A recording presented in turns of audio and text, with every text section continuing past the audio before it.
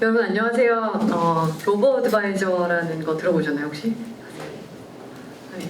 자산 관리를 컴퓨터가 해준다고 해서 많은 사람들이 기대를 하고 있는데 우리나라의 규제 상황 때문에 아직 되게 혁신적인 서비스는 나오지 못한 상태예요. 근데 에임이 자그마치 2년 반 동안 우득우득 만들어서 다음 달에 출시됩니다.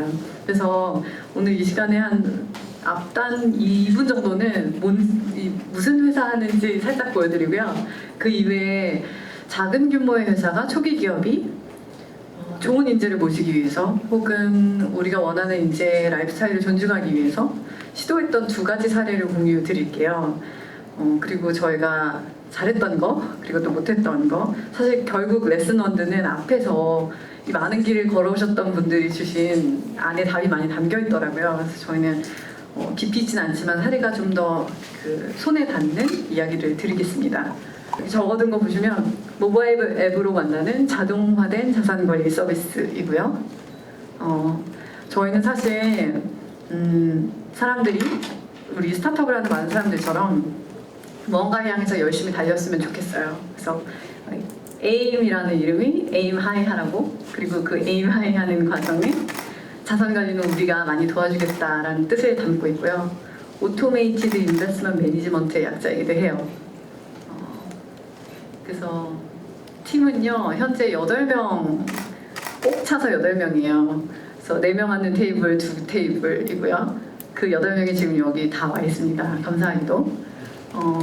프로덕트 팀 중심이고요. 그래서 제가 CEO고 자산관리 알고리즘을 만드는 게 제 주 업무이지만 기본적으로 프로덕트에 굉장히 몰입되어 있는 상태예요. 그래서 사람들이 가지는 그 개발팀들이 보통 가장 많이 선호하시는 리모트 워크에 대해서 많이 고민했었고 그런 부분들을 좀 나눠드릴게요.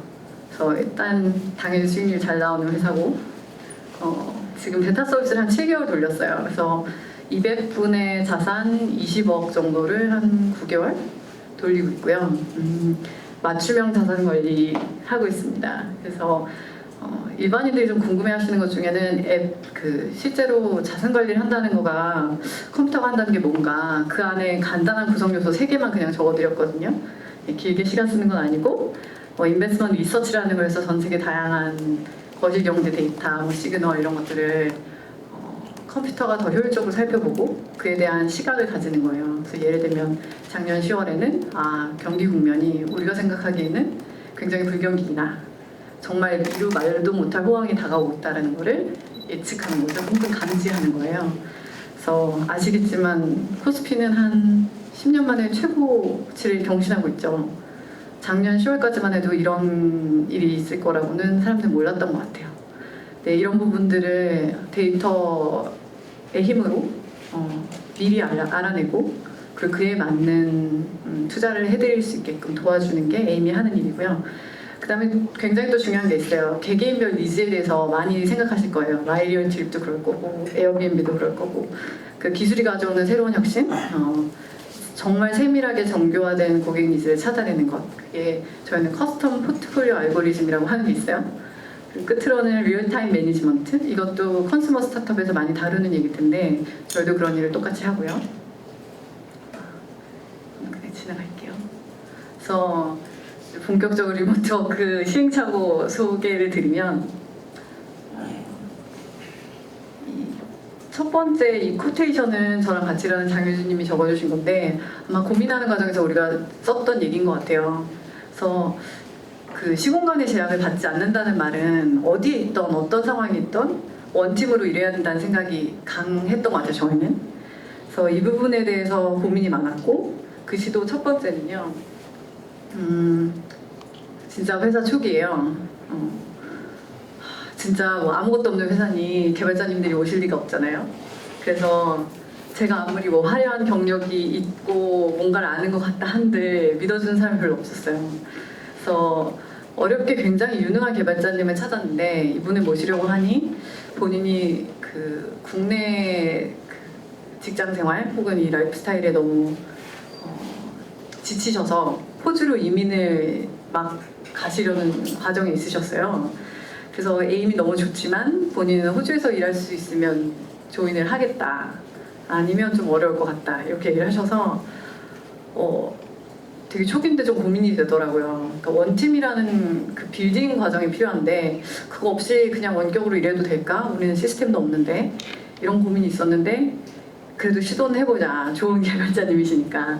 그래서 부탁드린 게 너무너무 좋지만 딱 첫 2개월만 저희랑 손발을 맞춰보시면 어떨까요?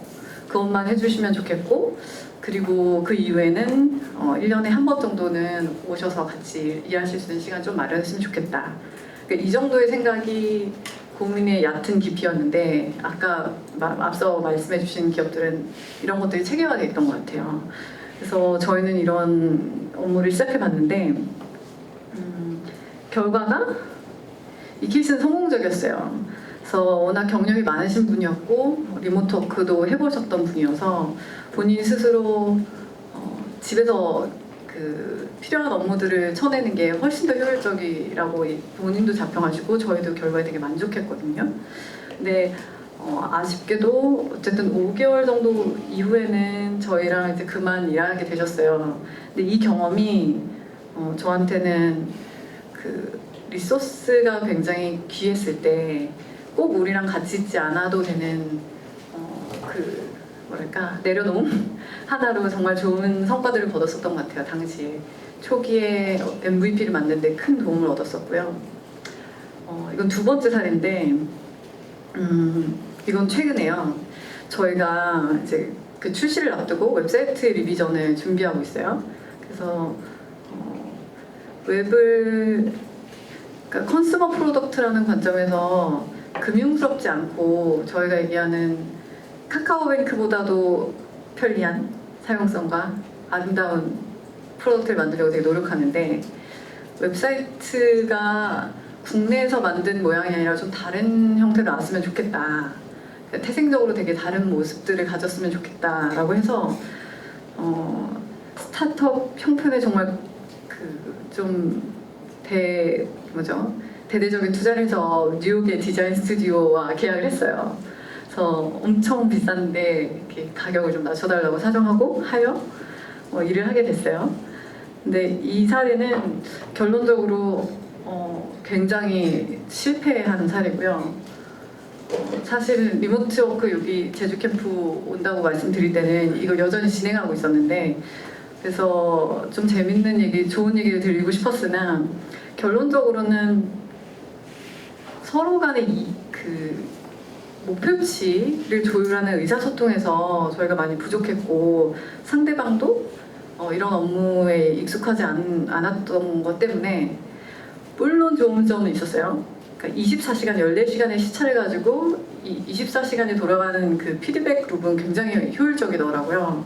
이렇게 해주세요 하고 자면 아침에 되면 결과물이 나 있고 결과물에 대해서 다시 한번 화상으로 피드백하고 또 돌고 근데 문제는 이 도는 이터레이션이 저희가 4번 도니까 다들 지치시더라고요. 한두 번에 뭔가 잡히는 게 아니라 프로덕트를 만들어가는 과정에 제 생각에는 항상 어떤 관점의 끝단과 그 반대쪽에 있는 관점의 끝단 이 사이에 어느 부분에서 우리가 협의를 이뤄내느냐 이게 사실은 대면으로 있을 때 훨씬 더 효율적이었던 것 같아요. 이런 부분은. 그래서 저희가 되게 아쉽게도 저희가 사실 디자인 스튜디오한테 일을 그만하자고 한 게 아니라 제가 잘렸다고 그런 얘기 하거든요. 너무 힘들어서 못하겠다고 그런 얘기 듣게 됐어요. 결론적으로는. 그래서 이 두 가지 그 경험을 놓고 계속 드는 생각은 마이리얼 트립에서 에어비앤비였나? 얘기하신 거 팀 내 한 명이 어쨌든 그 그룹의 목소리를 대변해 줄 수 있는 사람이 한 명은 있었으면 좋겠다라는 그 니즈랑도 동일한데 어떤 그 공동체의 색깔이 조금 잡히고 약간 시간과 공간의 제약을 넘어서는 구심점이 있을 때는 훨씬 더 편하게 리모트 워크를 시작할 수 있는 것 같아요. 그게 저는 굉장히 초기 기업한테는 필수적인 요소라고 생각이 들고 우리가 생각하는 놈이 뭔가, 우리의 일하는 방식은 뭔가 이것들을 문서로든 화상 채팅으로든 얘기할 수 있는 그 토대가 마련돼야 되지 않을까. 그 두 번째는 이미 다 얘기하셨지만 스케줄 공유가 이게 피상적인 레벨이 아니라 굉장히 구체적으로 되어야지만 리모트 워크를 성공할 수 있겠다. 그런 생각을 했고요. 세 번째, 커뮤니케이션 너무너무 중요한데 뉴욕 디자인 스튜디오 같은 사례는 저도 그러니까 이랬던 것 같아요.